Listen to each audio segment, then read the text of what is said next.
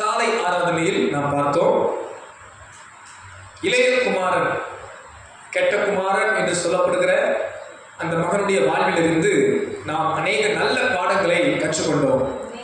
அவன் அறியாமையில் வாழ்ந்த மகனாய் இருந்தால் நாம் அப்படி இருக்கக்கூடாது என்று கற்றுக்கொண்டோம். அவன் அழித்து போடுகிற ஒரு மகனாய் இருந்தால் நாம் அப்படி இருக்கக்கூடாது என்று கற்றுக்கொண்டோம். அவன் ஒரு ஆசீர்வதிக்கப்பட்ட மகனாய் மாறினான், நாம் அப்படி வாழ வேண்டும் என்று கற்றுக்கொண்டோம். எத்தனை பேர் ஆமென் சொல்றீங்க? அல்லேலூயா.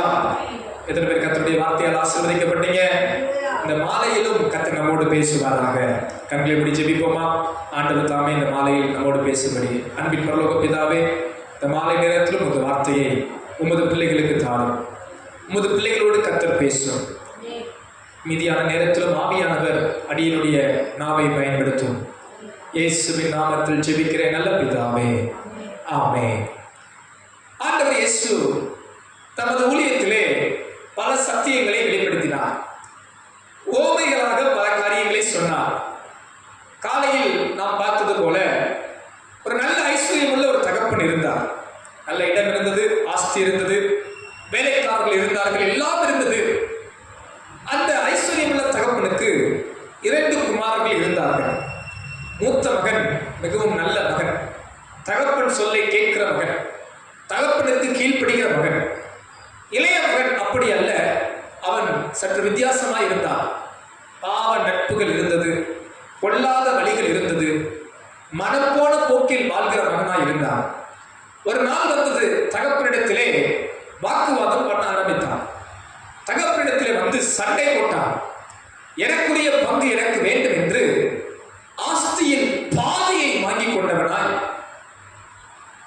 தூர தேசத்துக்கு போய் துன்மார்க்கமாய் ஜீவனம் பண்ணி எல்லாவற்றையும் அழித்து போடுகிறான்.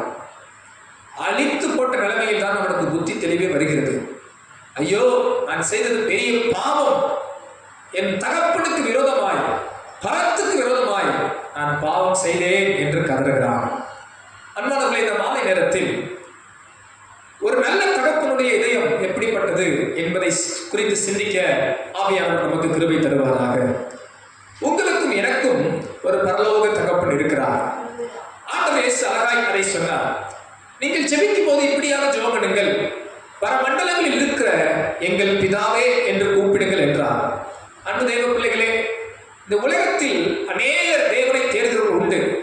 அநேகர் கடவுளை தேடுகிறார்கள், பல இடங்களில் தேடுகிறார்கள். தேவனை தேடி பல முறைகளை கையாளுகிறார்கள். ஒரு முறை தேவனை அறியாத, ஆண்டவரை அறியாத ஒரு நபரிடத்தில் நான் பேசினேன். மற்ற மார்க்கத்தை பின்பற்றுகிற ஒரு நபரை சந்திக்கும் போது நான் அவரிடத்தில் கேட்டேன், நீங்கள் கடவுளை எப்படி பார்க்கிறீர்கள் என்று கேட்டேன். அந்த அருமை சகோதரர் என்னிடத்தில் சொன்னார், நான் கடவுளை ஒரு போராளியாய் பார்க்கிறேன், ஒரு யுத்த வீரனாய் பார்க்கிறேன், ஆயுதங்களோடு இருக்கிற ஒரு யுத்தம் செய்கிற ஒரு நபராய் பார்க்கிறேன் என்று அவர் சொன்னார். அப்படியா, சந்தோஷம் என்று அவர் வார்த்தையை நான் கேட்டுக்கொண்டேன். அன்பு தெய்வ பிள்ளைகளே, வேதம் நமக்கு நமது ஆண்டவரை குறித்து சொல்கிறது. அவர் உங்களுக்கு தகப்பனாய் இருக்கிறார், உங்களுக்கு அப்பாவாய் இருக்கிறார். வேதம் சொல்கிறது, அப்பா பிதாவே என்று கூப்பிடத்தக்க புத்திர சுவிகாரத்தின் ஆவியை உங்களுக்கும் எனக்கும் தந்திருக்கிறார். ஆண்டவராகிய இயேசுவை ஏற்றுக்கொண்டவர்கள் எத்தனை பேர்களோ அத்தனை பேர்களும் தேவனுடைய பிள்ளைகளாகும்படி அதிகாரத்தை ஆண்டவர் கொடுத்திருக்கிறார். அல்லேலூயா. கரம் உயர்த்தி சொல்லுங்கள், எனக்கு ஒரு நல்ல தகப்பன் உண்டு. ஆமென். உங்கள் பூமிக்குரிய தகப்பன் ஒருவேளை உங்களை விட்டு பிரிந்து போயிருக்கலாம். உங்களே என்றால் அவர் உங்களுக்கு இல்லாமல் இருக்கலாம், உங்களை நேசிக்காதவராக இருக்கலாம். என் சிறு வயதில் என் தகப்பனாரை நான் இழந்து விட்டேன். ஆனால் ஆண்டவரை ஏற்றுக்கொண்ட பின்பு நான் ஒரு நாள் கூட எனக்கு தகப்பன் இல்லை என்று நான் கலங்கினதே இல்லை. கடந்த 1 மாதத்துக்கு முன்பு இடையில ஒரு நாள் நான் சிந்தித்து பார்த்தேன், நான் என்றாவது எனக்கு தகப்பன் இல்லை என்று நான் கலங்கியிருக்கிறேனா என்று யோசித்து பார்த்தேன். என்னால் அப்படி ஒரு நேரத்தை சிந்திக்க முடியவில்லை. நான் ரட்சிக்கப்பட்ட பின்பு நான் உணர்ந்து கொண்ட ஒரு காரியம், எனக்கு ஒரு தகப்பன் இருக்கிறான், அந்த தகப்பன் என்னோடு இருந்து நடத்த வல்லவராக இருக்கிறார். அல்லேலூயா.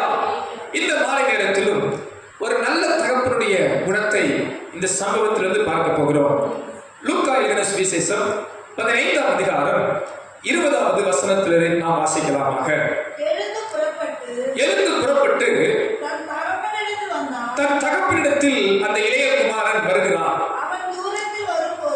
எல்லா ஆஸ்திகளையும் அளித்த, பாவ வழியில் வாழ்ந்த, எல்லாவற்றையும் அளித்த அந்த இளைய குமாரன் தூரத்தில் வரும்போதே அவனுடைய தகப்பன் அவனை கண்டு மனதுருகி ஓடி அவன் கழுத்தை கட்டிக்கொண்டு அவனை முத்தம் செய்தான். கரங்களை உயர்த்தி ஆமென் சொல்லலாமா? ஆமென், அல்லேலூயா. முதலாவது அன்பானவர்களே, ஒரு நல்ல தகப்பனுடைய இதயம் எப்படி இருக்கிறது என்று பாருங்கள். இந்த மகன் பொல்லாதவன் தான், இந்த மகன் பாவி தான், இந்த மகன் மோசமானவன் தான், ஆஸ்தியவே அழித்து போட்டு விட்டான். பல தலைமுறைகளாக சேர்த்து வைத்திருந்த எல்லா ஆஸ்திகள் ஒரு பங்கை 2 மகன்கள் ஒருவேளை பாதிக்கு பாதி கொடுத்திருக்கலாம், இல்லை 3 1 பங்கு கொடுத்திருக்கலாம். எப்படியோ அவனுக்குரிய எல்லாவற்றையும் அழித்து வெறுமையாய் திரும்பி வருகிறான். சாப்பாட்டுக்கு வழி இல்லாதவனாய் திரும்பி வருகிறான். வஸ்திரங்கள் எல்லாம் பழைமையாய் போனதும், முகங்கள் எல்லாம் மாறுபட்டதும், வேறுபட்ட அடையாளத்தோடு தூரத்தில் வருகிறான். அவன் அந்த தகப்பனுடைய இதயத்தை பாருங்கள். அவன் தூரத்தில் வரும்போதே அவனுடைய தகப்பன் அவனை கண்டு மனதுருகி ஓடி அவன் கழுத்தை கட்டி கொண்டு அவனை முத்தம் செய்தான். அல்லேலூயா. அன்பு தெய்வ பிள்ளைகளை, முதலாவது ஒரு காரியம், நாம் நல்ல தகப்பன் மனதுருக்கம் உள்ளவராய் இருக்கிறார். இந்த மாலை நேரத்தில் அன்பானவர்களே, உங்க மேல ஒரு மனதுருக்கிற ஒரு ஆண்டவர் இருக்கிறார். உங்க மேல உருக்கமா இருக்கிற ஆண்டவர் இருக்கிறார். உங்களை எப்போது நேசிக்கிற ஒரு ஆண்டவர் இருக்கிறார். உங்க மேல அவர் உருக்கமுள்ள தேவன். கர்த்தர் இரக்கமும் உருக்கமும் நீடிய சாந்தமும் மிகுந்த கிருபையும் உள்ளவர். கரமையை சொல்லுங்க, அப்பா என் மேல மனதுருக்கமாய் இருக்கிறீரே, உமக்கு ஸ்தோத்திரம் ஸ்தோத்திரம் ஸ்தோத்திரம். பாருங்க, அவன் பாவத்துக்கு தக்க தண்டிக்கவில்லை. நான் தாழ்மையா சொல்றேன், உங்களை என்னையும் ஒவ்வொரு முறையும் நம்ம செஞ்ச தப்புக்கெல்லாம் தண்டிச்சிருந்தா ஸ்தோத்திரம், நீங்களும் நானும் இருந்திருக்கவே முடியாது. யோசித்து பாருங்க, எத்தனை எத்தனை பாவம் செய்தோம், எத்தனை பாவம் செய்திருக்கிறோம் தெரியுமா? ஒரு சைக்காலஜிக்கல் டாக்டர் இப்படியாக சொல்வது உண்டு. ஒரு மனிதன் சராசரியாய் ஒரு நாளிலே 3 தவறு பண்ணுகிறானா? எப்படி? ஒரு நாள்ல சராசரியா பொதுவா எத்தனை தப்பு பண்றானா? 3 தப்பு. ஒண்ணு, பேச்சுல தப்பு பண்றானா, ஏதோ தெரியாம பேசுறது, காயப்படுத்துறது, ஏதோ ஒண்ணு பேசி தப்பு பண்றான். இன்னொன்று, சிந்தையில தப்பு பண்ணிடுறான். தப்பா யோசித்து ஏதோ தவறான காரியத்தை யோசித்து தப்பு பண்ணிடுறான். 3வது, ஏதோ செயல்ல தப்பு பண்ணிடுறான். ஏதோ தவறான காரியம் செய்யக்கூடாததை செஞ்சு அடிச்சு திருடி, இல்லை ஏதோ ஒண்ணு செய்யக்கூடாததை செஞ்சு தப்பு பண்றான். ஒரு மனுஷன் 3 காரியம், 3 தப்பாவது குறைஞ்சது பண்றான். 1 சிந்தையில, 2வது பேச்சுல, 3வது செயல். சோத்திரம். ரட்சிக்கப்பட்டவங்க கூட இதை செய்ய வாய்ப்பு இருக்கு. ஒரு நாளைக்கு குறைஞ்சது 3. அப்ப மாசத்துக்கு எத்தனை? மாசத்துக்கு 30, 90, எத்தனை? வருஷத்துக்கு போகும் கணக்கு 1000 அடிச்சிடும். 1000 வருஷம் எத்தனை தப்பு? 1000 தப்பு. இதுக்கெல்லாம் தண்டனை வாங்கணும்னா இந்த ஒரு ஜீவன், ஒரு வாழ்க்கை பத்தா? பாருங்க, நம்ம எத்தனையோ பாவம் பண்ணினாலும், நம்ம எத்தனையோ அக்கிரமங்கள் பண்ணின போது, மீறுதல்கள் பண்ணின போது, நம்ம தகப்பன் நம்ம மேல ஒரு மனதுருக்கம் உள்ளவராய், நம்ம மேல கிருபை உள்ளவராய், நம்ம மேல அன்புள்ளவராய், நமது பாவங்களை எல்லாம் அவர் மன்னித்தவரினார். நம்ம மேல உள்ள மனதுருக்கத்தினாலே அவர் நம்மை மன்னிக்கிற தேவனாய் இருந்தார். கரமையத்திராமே சொல்லலாம். அல்லேலூயா. இளையகுமாரன் எத்தனை தவறு பண்ணின போதும் இந்த தகப்பனுடைய இதயம் ஒரு மனதுருக்குகிற இதயமாய் அவனை பார்த்து ஓடி அவன் கழுத்தை கட்டி கொண்டு முத்தம் செய்து அந்த மகன் மேல் வைத்த அன்பை வெளிப்படுத்தினது. அன்பு தெய்வ பிள்ளைகளே, ஆண்டவர் இயேசு நமக்கு எப்போது வைத்தார் தெரியுமா? நாம் நல்லவர்களாய் இருக்கும்போது அல்ல, நாம் நீதிமான்களாய் இருக்கும்போது அல்ல, நாம் பாவிகளாய் இருக்கும் போதே இயேசு நமக்காக மரித்து ரத்தம் சிந்தி நம்மேல் வைத்த அன்பை வெளிப்படுத்தினார். ஒருவேளை நல்லவங்களுக்கு நம்ம உதவி செஞ்சிருவோம், அப்படித்தானே? கொஞ்சம் நல்லவங்களுக்கு உதவி செஞ்சிருவோம், அதுவும் நமக்கு உதவி செய்யறவங்களுக்கு நம்ம செஞ்சிருவோம். இதெல்லாம் மனுஷ இயல்பு. ஆனா பொல்லாதவங்களுக்கு, நமக்கு தீமை செய்யறவர்களுக்கு, நம்மளை வேதனைப்படுத்துறவங்களுக்கு அவ்வளவு சீக்கிரம் இடப்பட மாட்டோம். உதவி செய்வோமா? செய்வோமா? பாவமானவனுக்கு, மோசமானவனுக்கு உதவி செய்வோமா? ஆனா தகப்பன் பாருங்க, இந்த பிள்ளை மோசமானவன் என்று அறிந்தோம், இவன் பொல்லாதவன் என்று அறிந்தோம், இவன் பாவியாய் வாழ்ந்தான் என்று அறிந்தோம், இந்த மகன் மேலே ஒரு மனதுருக்கம் உடையவராய் ஓடி வந்து அவனை கட்டி அணைத்து முத்தம் செய்கிறார். கரவையத்திரல்லையா சொல்லலாம். அல்லேலூயா. இந்த மாலை நேரத்தில் நான் தாழ்மையாக சொல்லுகிறேன், உங்கள் மேல் மனதுருக்கம் உள்ள ஒரு ஆண்டவர் இருக்கிறார்.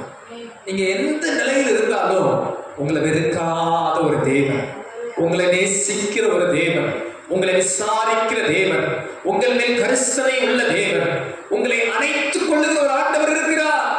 அல்லேலூயா. எந்த நிலையில் நான் இருந்தாலும் என்னை வெறுக்காதவர் என் இயேசு ஒருவரே, என் இயேசு ஒருவரே. எந்த நிலையில் நான் இருந்தாலும் என்னை வெறுக்காதவர் என் இயேசு ஒருவரே, என் இயேசு ஒருவரே. ஹல்லேலூயா. எத்தனை பேர் விசுவாசிக்கிறீங்க? இந்த உலகம் உயர்வா இருந்தா நேசிக்கும், எல்லாம் இருந்தா நேசிக்கும், நல்லவங்களா இருந்தா பார்க்கும். ஆனா ஆண்டவர் அப்படி அல்ல.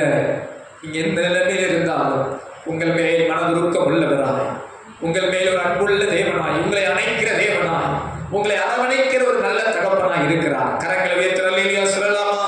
அல்லேலூயா. இரண்டாவது காரியம் பாருங்கள், இந்த நல்ல தகப்பன் என்ன செய்கிறார்? 21ஆம் வசனத்தை வாசிக்கலாம். அந்த மகன் அப்பாவை பார்த்து சொல்கிறார், தகப்பனே, பரத்துக்கு விரோதமாகவும் உமக்கு முன்பாகவும் பாவம் செய்தேன், இனிமேல் உம்முடைய குமாரன் என்று சொல்லப்படுவதற்கு நான் பாத்திரன் அல்ல என்று சொன்னார். அப்பொழுது தகப்பன் தன் ஊழியக்காரரை நோக்கி, நீங்கள் நல்லா கவனிங்க, சாதாரண ட்ரெஸ் எல்லாம் கொடுக்காதீங்கப்பா, இவன் என் மகன், அதனால என்ன பண்ணுங்க, உயர்ந்த வஸ்திரத்தை கொண்டு வந்து இவனுக்கு உடுத்தி, இவன் கைக்கு மோதிரத்தையும் கால்களுக்கு பாதரட்சையும் போடுங்கள், கொழுத்த கன்றை கொண்டு வந்து அடியுங்கள். ஆமென். ஒரு அல்லேலூயா சொல்லுங்க. அல்லேலூயா. இரண்டாவது காரியம் பாருங்க, தகப்பன் செய்கிற செயல். முதல்ல மனதுருக்கம் உள்ள தகப்பனாய் அவரை அணைக்கிறான், அரவணைக்கிறான், சேர்த்துக் கொள்கிறான். இரண்டாவது காரியம் பாருங்க, இந்த மகன் மனம் திரும்பினவுடன், இந்த மகன் தன் தவறை, பாவத்தை ஒத்துக்கொண்டவுடன் இவனை மீண்டும் தன் மகன் ஸ்தானத்திலே நிறுத்துகிறான். ராமே சொல்லுங்க. அல்லேலூயா.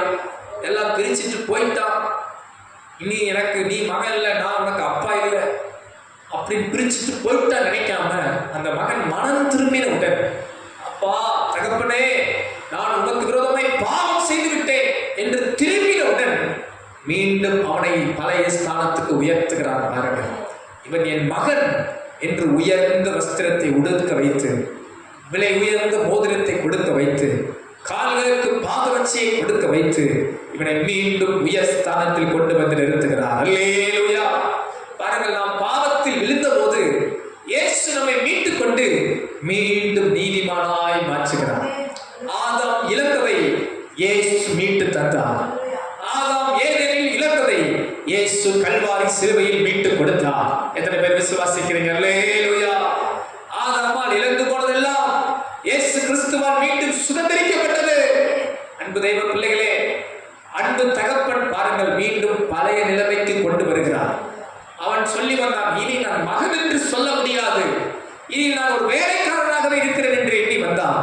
ஆனால் அந்த தகப்பனுடைய இதயம், நீ வேலைக்காரன் அல்ல மகனே, நீ என் மகன் என்று அவன் மேல் தனது உயர்ந்த வஸ்திரத்தை உடுத்தி, மோதிரத்தை போட்டு, பாதரட்சியை போட்டு வித்தியாசத்தை காண்பித்தார். இவன் என் மகன், கொடுத்த கன்றை அடுப்பியுங்கள், சாப்பிட்டு நாம் சந்தோஷமா இருக்கலாம் என்று சொல்லி வித்தியாசத்தை காண பண்ணினார். கரம் ஏற்ற அல்லேலூயா சொல்லலாமா?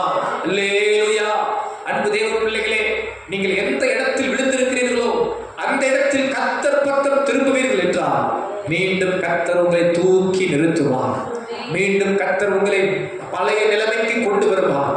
சிம்சோன் இழந்த அபிஷேகம், அவன் கலங்கினான். ஆண்டவரே, இந்த ஒரு விசை என்னை நினைத்தருளும் என்ற போது அவன் இழந்ததை மீண்டும் புதுப்பிக்க கர்த்தர் கிருபை தந்தார்.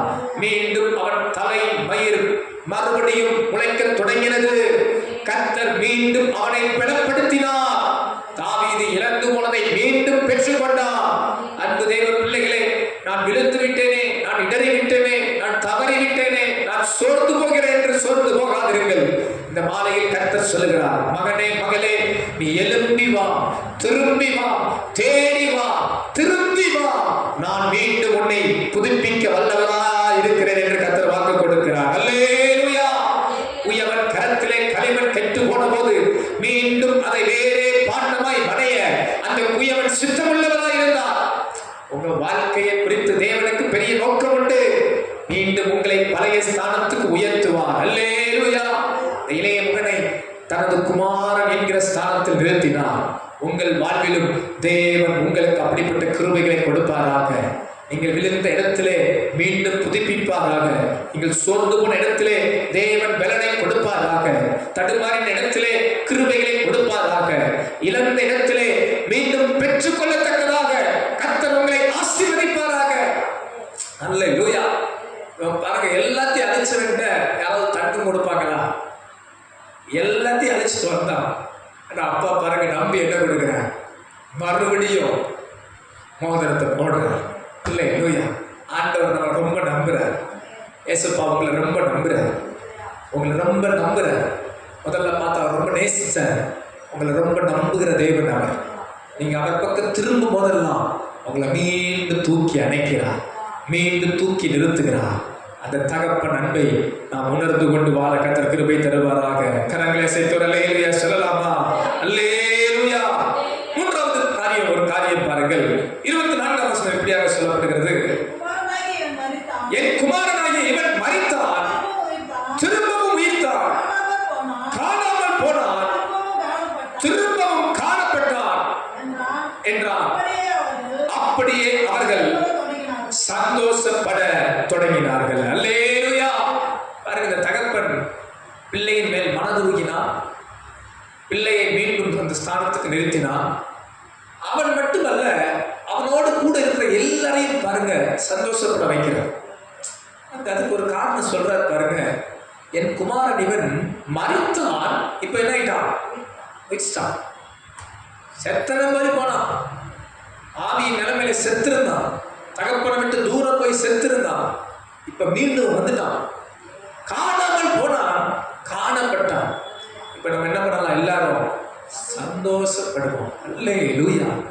தகப்பன் நம்மை கண்டு சந்தோஷப்படுகிறார்.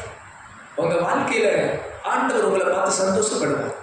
நீங்க நல்லா ஜெபிக்கிறத பார்த்து சந்தோஷப்படுவார். நீங்க நல்லா வைராக்கியமா இருக்கிறத பார்த்து சந்தோஷப்படுவார்.